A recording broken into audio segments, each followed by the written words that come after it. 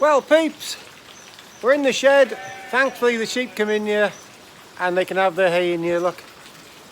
That's one good thing is about, I worked hard for sort of the last 15 years to try and put bits of shed up every year, and it paid off, thankfully, last couple of years when the weather's been wetter. The weather's been wetter, look at that outside. God. Now, if you've been following me, this time last year was when I really sort of started doing these political videos, when it was pissing down for months on end, wasn't it? And we were lambing, so it was probably a month later. And I gotta say, nobody listened to me back then. I was telling everybody what Labour was going to do and what Labour was doing in Wales. Lots of people were taking no notice of what I was saying. Then we got traction as things went on after they came into power. But if they'd have listened to me first, I was telling people, do not vote for this lot. They say, we'll have your money. And I remember one thing my auntie always told me, and she was self-made with her and her husband. And she said, the only thing that socialists and Labour always want is they want your money. They want what you got, and then they want to spend it. Now that is the fact. Now you just got to remember that. Now the trouble is the Conservatives, because they've been scrabbling for votes over the last decade, they are the same thing. The Liberal Democrat Party is basically just there so they can take votes off the Conservatives to help Labour.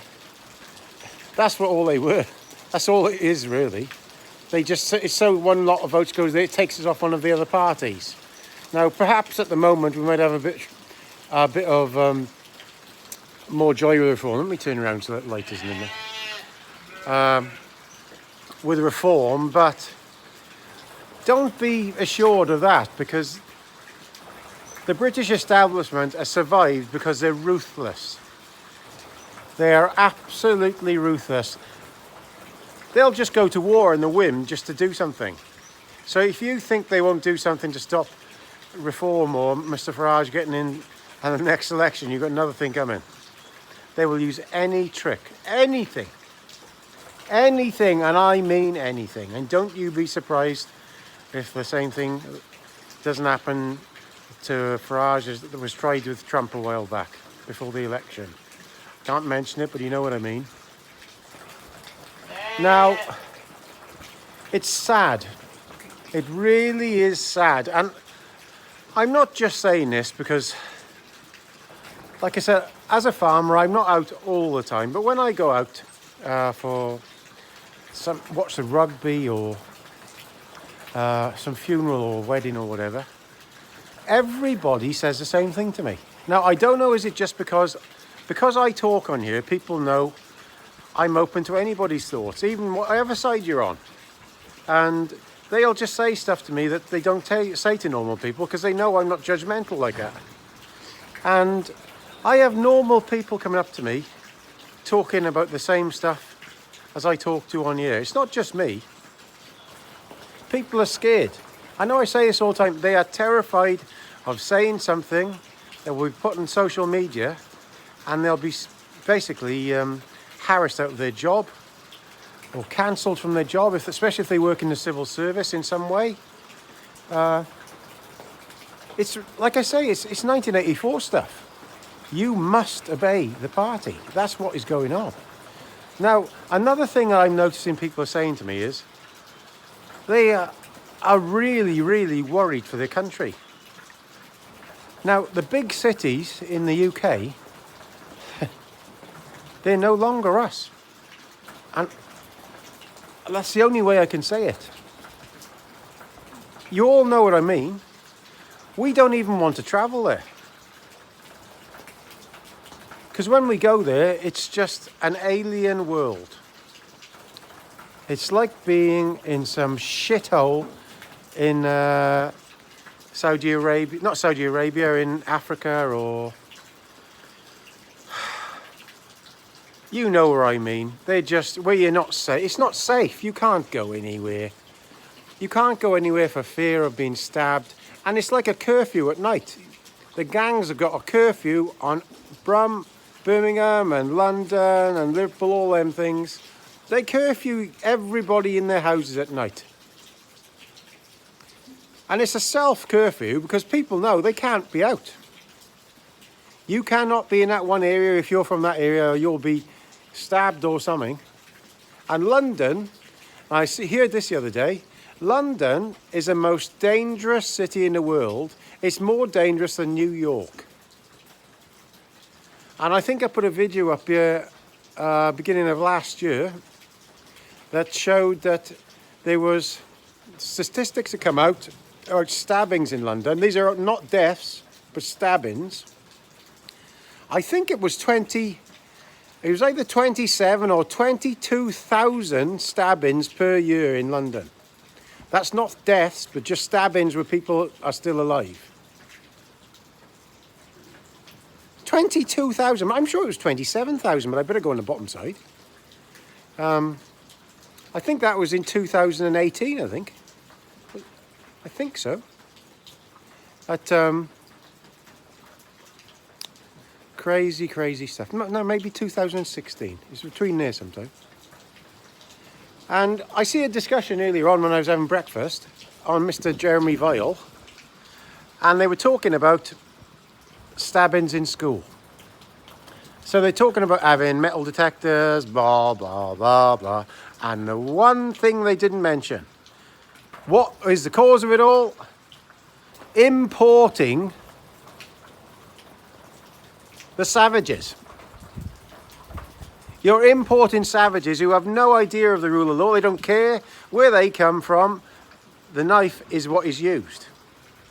The machete is what is used to get your way. That is the problem. You're importing criminals en masse, by the million. And I'm sure you've seen it in your own parts of the outskirts of the country, where all the people who voted Brexit have moved to because they're sick of all this. The Brexit vote came from the outskirts of the country because they've had a guts full of it all. They moved away from it all because you know why. But now that's been imported to the outside of the country on purpose to thin out our vote. That's exactly what's happening. In my area, it's gone potty in my area the last 12 months. I won't say how, you all know how. And that video I did yesterday showed the brunt of it. People are getting huge amounts of money to move to areas and have been given houses that people have been on the waiting list for, and they're young and they can't get in their own area. It's the most nuttiest thing I've ever seen, and this progressivism has destroyed my country. The most beautiful country, the safest country in the world. I said this before, my dad went off around the world when he was in the military, and when he came back home, he always made a point of saying to me, the UK is the safest country in the world. There's barely any animal that will kill you. And if it is, it's usually a fluke. You only have to go across the channel and there's rabies, snakes. If you go into top end of France, wolves, bears, whatever. There's plenty of animals that will kill you, but UK hasn't got like that. It's got a decent climate. I know it's wet, but what I find with the wetness is if you have a few months of wetness that gets you down, you're happier when it all comes around to the summer and you're full of beans then. That's what I reckon. But especially if you're like me, I'm a positive person, but I do like to say the truth about things. And I do think, like I said to you, everybody that comes up to me is thinking, what on earth? This progressivism has destroyed the UK. I don't know if there's a way back. I've got to be honest with you. I'm quite a positive person, but I can't see a way of getting it back to how it was. Even if we get reform in and change it for a few years, they'll squirm their way back in some shape. But there we are. Let's look on the positive side. Let's try to get reform in and at least get this Welsh lot out. God almighty, these heathen swines. The way they treat our other UK people as different class. Are we charging them extra money to come in just to go on holiday? Can't they see that's hurting the tourism. God, all these businesses making all money in Wales, they're hurting them by charging them extra rates. It's absolutely crazy.